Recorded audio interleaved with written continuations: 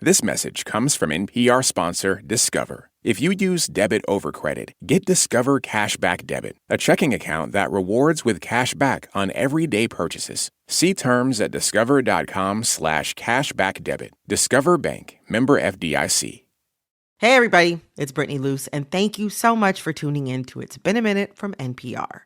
Before you dive into this episode, I have one small ask. If you have a spare 10 minutes, help us out by completing a short anonymous survey about how we've been doing with the show. Tell us what you like and how we could improve at npr.org/IBAM survey. You'll be doing all of us at IBAM a huge favor.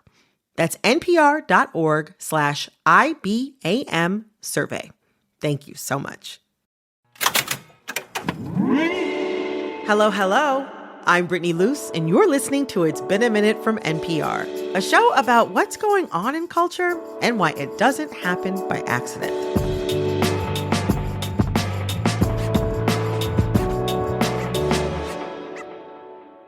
Today, I'm talking to a legendary choreographer, the world-renowned Fatima Robinson. And even if you don't recognize her name, you've probably tried out some of her dance moves. She gave us the iconic King Tutting moves from Michael Jackson's Remember the Time video.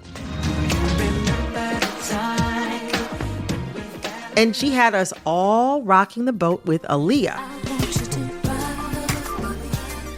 Aaliyah was special. When we got together and started dancing, it was like synchronized swimming. And did you try to copy the Beyoncé Blue Ivy dance break in My Power? Well, Fatima was the director of choreography on Beyoncé's Renaissance tour. We're both Virgos. We know how to get it done, okay? Yes. And it doesn't stop there. Fatima also choreographed for movies like The Color Purple and Dreamgirls, and events like the Oscars, the Super Bowl, and this year's Grammys. The list goes on. All that to say, she's had an incredibly prolific career, and she's worked through all kinds of changes in how we dance, including Tik Tok. I called her up to talk about how she choreographed one of the biggest films of last year, in addition to one of the splashiest tours of all time, and what causes the dance moves of the day to change. Fatima, welcome to It's Been a Minute. Hi, thanks for having me. Oh my gosh, my pleasure. This is very, very, very exciting. Your body of work includes so many iconic pieces. But you've said recently in another interview that with The Color Purple, this is the first time you've watched your work and not critiqued it. Yes. What makes you so proud of this choreography? I just love how the dance is a character in this film. I definitely looked at the storytelling side first, and the dance came second. And I think you really feel that when you watch it. Yes. The transitions into dance are so smooth, but also they served a purpose visually within the film setting in a way that moved the story along. Yes. Those transitions are so important to musicals because a lot of times it just breaks into song and dance and you're like, wait, but why? Mm-hmm. You know, and we wanted to answer that question and make sure that you understood the why and it made sense to the story. Yes. I see dance everywhere.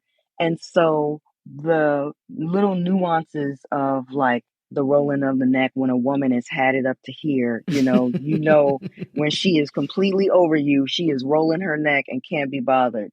I made that a dance.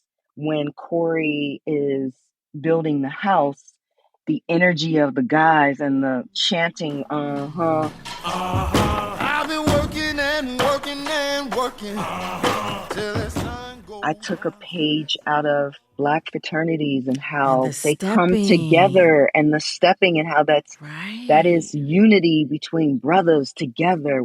No, that's something I absolutely felt as a viewer. I wonder, was there a moment from the film when you were watching it where you were like, oh yeah, I did that. I did that. That's so funny. I think Push the Button. Yes, that club juke joint scene.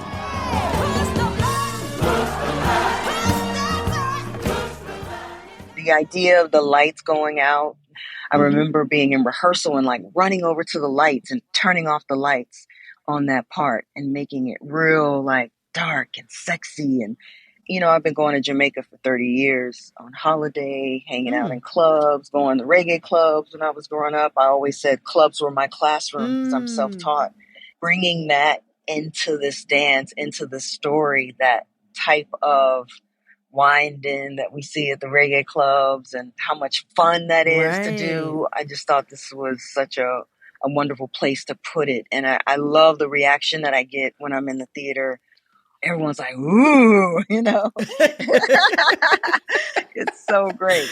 Oh, it is so great. I mean, for those who don't know, Push the Button it's an electric moment in the film. And as you say, the lights go out, people get closer. Yes. It's a very specific Southern Georgia setting from 100 years ago. But as you said, as you see in Jamaica, everybody knows what it's like when you're in the club and the lights are low or the lights go out. And everybody starts grabbing on each other. Everybody knows what that feels like. And you captured it so well in that scene. Yes, thank you. You described yourself as a self-taught choreographer. And as you just said, clubs are your classrooms to learn what the latest dances are and how people show joy. And so I have to ask, when you go to the club to see what people are doing, are you are you dancing with them, or are you like standing on the side with a little drink? Sometimes I'm dancing with them, and sometimes I'm standing on the side just enjoying what they do. I'm getting up there, and it's just a different way you move when you're older. But I'm so inspired by all the dancers that I get to work with and surround myself with, because they bring the club into rehearsal. I mean, I have to say, I have recently retired from regular appearances at the club, so I'm always impressed at anybody who keeps up with what's going on. But I'm curious if you've noticed any changes in the last 5 years or so as TikTok dances have really taken off. Like, is that something that you're seeing reflected in the clubs? Oh, you definitely see people do TikTok dances in the club when the songs come on, because it's, TikTok is Black families, when we would get together for barbecues and stuff, we always danced. Mm-hmm. And that's where dance moves would come from. And then we would share them and travel. Yep. And that's all TikTok is, really. And so when it travels all over the place, like even in rehearsal, I'm always asking them, what's the latest TikTok?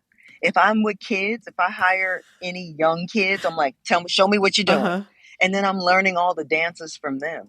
And it's so fun to, like, every now and then I'll go to a party or club or something. And yeah, you put on, when the song comes on, you want to automatically go into those moves. It makes it so much fun. It's so true. There's this dance. I am not the best dancer. I have a little rhythm, but there's this dance that is so complex that is from that Korean dance competition that's really big called Street Woman Fighter. And there's this viral dance that one of the teams did with this really catchy song. And everybody on TikTok started doing it. And then I watched enough videos that I was like, well, why can't I do this? So I started learning the moves. And I mean, I won't do it in front of my husband. It's probably not cute when I do it, but it's so much fun to see a dance, be excited by it, see how much joy it brings other people to do, and then be able to jump in on that. TikTok and YouTube, I just find it so much fun. It's an inspiring place to go to see how young people are moving their bodies, young and old. Coming up, Fatima on choreographing for Renaissance. Stick around. Support for this podcast and the following message come from Dignity Memorial. In life, you plan for many important things, like weddings, retirement, and your children's education. A celebration of life is really no different. Planning and paying for your celebration of life in advance protects your loved ones and gives you the peace of mind you deserve. It's truly one of the best gifts you can give your family. Dignity Memorial will help you take care of every detail with professionalism and compassion. For additional information, visit dignitymemorial.com. This message comes from NPR sponsor Discover. Like using debit over credit? Think it's time to also get rewarded? Well, now you can with Discover Cashback Debit. It's a checking account that rewards everyone with cash back on everyday purchases, plus all the things you've been contemplating. So that concert, no-brainer. Self-care, Yes, please. Do what you love and get cash back while you're doing it. Check out eligibility and terms at discover.com/cashbackdebit. Discover Bank, member FDIC. This message comes from NPR sponsor REI Co-op. REI has gear, clothing, classes, and advice for camping and glamping, biking and hiking, axing and snacksing, backpacking, and another outdoor thing that rhymes with backpacking. Visit your local REI Co-op or rei.com for the 1,000,001 ways you can opt outside. Dance is, of course, important, and it's been around as long as people have been around. But culturally, it has ebbs and flows. Like, you choreographed for the Backstreet Boys. And I was in middle school. I was an NSYNC girly, but I loved that video. We did the little, you know what I'm saying? We did it all the time, the little everybody little thing. I remember that moment so clearly of boy bands in the late 90s and early 2000s. And they had to dance. Like, I remember going to see NSYNC when I was 11. They were doing backflips. Like, but then maybe 10 or so years later, there was this like long moment where boy bands did not really dance. One Direction in the 2000s, they didn't really dance like that. But I kind of argue that right now, we're definitely back in a dance moment. I don't know. Is that what you're seeing as well? Do you feel like dance is kind of having a moment right now in our pop culture? Yeah. And what do you think changed to make dance more prominent right now? Dance comes in waves. It's always been popular with pop music. Mm-hmm. But when gangster rap came out, it wasn't cool to dance anymore. And so hip hop kind of shifted and people stopped dancing as much. But what happens is it just goes underground and reinvents itself and then comes out with a whole nother. Now we're crumping and we're aggressive and we can dance, we can crump to, we can move to that type of music because we're doing it from this like hood, keeping it real hard way. You know, it always continues to reinvent itself. And I feel like we're in a stage right now where social media is so popular and TikTok and YouTube are keeping it alive and also revealing dances from other countries and other places that normally we wouldn't even have access to. But because we do, it allows for us to really get to like lean into all the fun of what dance is. And so I just think that social media has given it a whole nother platform to thrive. Speaking of social media, a lot of the choreography that you did for the Renaissance tour went viral.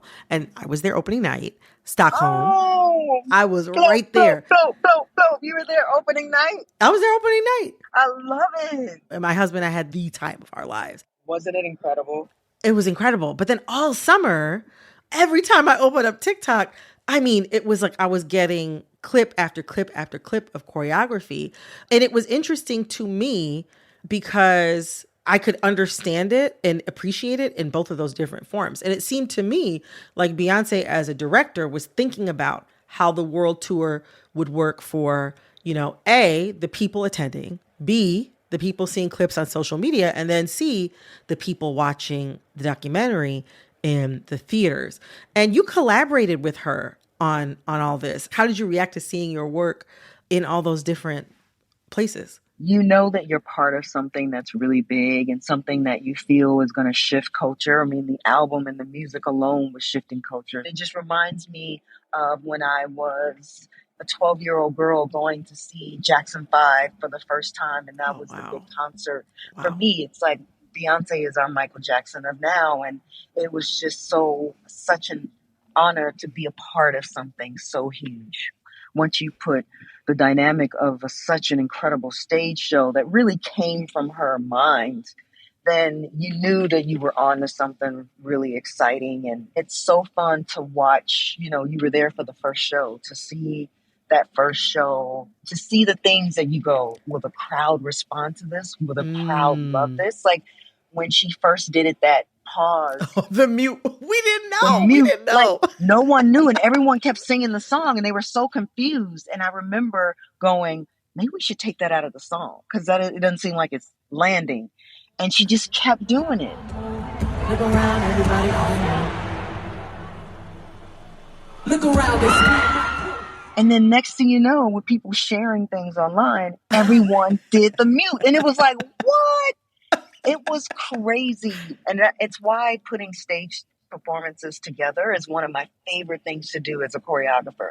Because when you see 80,000 people at one point enjoying a song, emotionally being attached to the music because the visuals, because of the dance and the excitement they're experiencing, to me, that's just the best. Thank you so much for coming on the show today, and thank you for sharing your gift with all of us. I really appreciate it. Thank you so much. Thank you for a great interview. You uplifted my day. Oh my gosh, you too. Literally, Sam. I'm like, this is how I'm about to start my weekend now. This is so nice. Have a cocktail for me and go out. You know what? I just might. Thanks again to Fatima Robinson. You can see her work in The Color Purple, Renaissance, and beyond.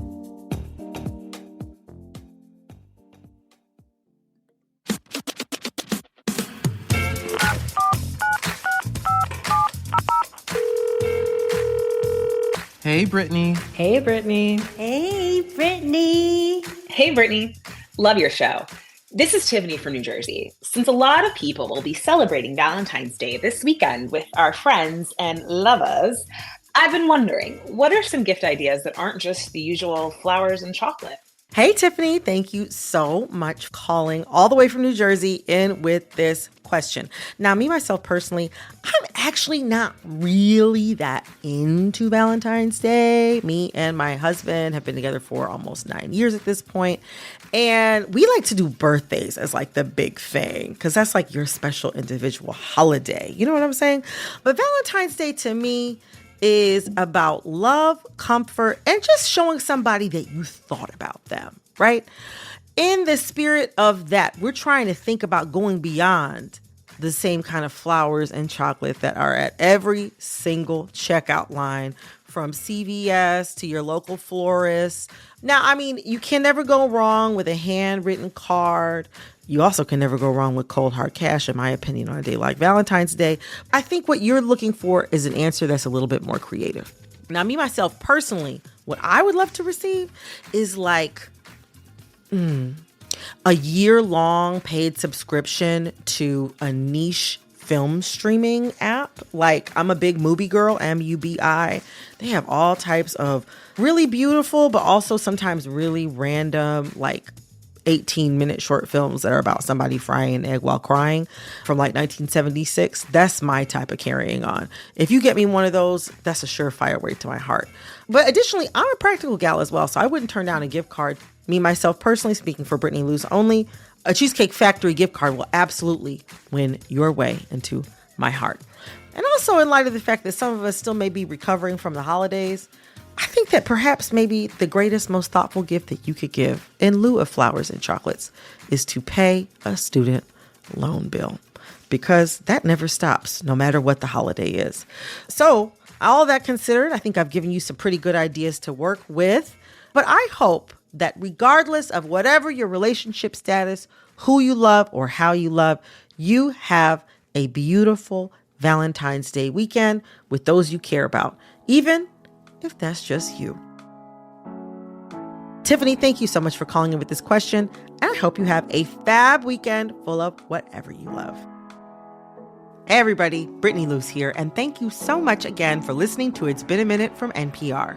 Before you leave, I have one small ask. If you have a spare 10 minutes, you can help us out by completing a short anonymous survey about how we've been doing with this show. Tell us what you like and how we can improve at npr.org/IBAM survey. You'll be doing all of us here at IBAM a huge favor. That's npr.org/IBAM survey. Thank you so much. This episode of It's Been a Minute was produced by Barton Girdwood, Alexis Williams, Liam McBain. Corey Antonio Rose. This episode was edited by Jessica Placzek. Bilal Qureshi. Engineering support came from Gilly Moon. Our executive producer is Verilyn Williams. Our VP of programming is Yolanda Sanguini. All right, that's all for this episode of It's Been a Minute from NPR. I'm Brittany Luse. Talk soon. Support for NPR and the following message come from TIAA. Wyclef Jean and TIAA are on a mission to give back. More than half of Black Americans don't have enough savings to retire. So the new single, Paper Right, is on a mission to start closing the gap. With TIAA, streams turn into donations to a nonprofit called First Generation Investors that teaches students how to invest. Stream now and help them stack for a great cause. The following message comes from NPR sponsor Saatva. Founder and CEO Ron Rudson is proud that each Saatva mattress is made to order. Your mattress has a birth date after you order it. Nothing sits in muggy warehouses. Nothing sits in muggy basements of stores. When you order it, you're getting your product made fresh for you, and people love that. To learn more, go to SAATVA.com/NPR. When Argentina won the World Cup, it meant so much to so many people. But there's one person in particular for whom it meant everything. Soccer legend Lionel Messi. In The Last Cup, a bilingual podcast series, I explore why. Listen now to The Last Cup podcast from NPR and Futuro Studios.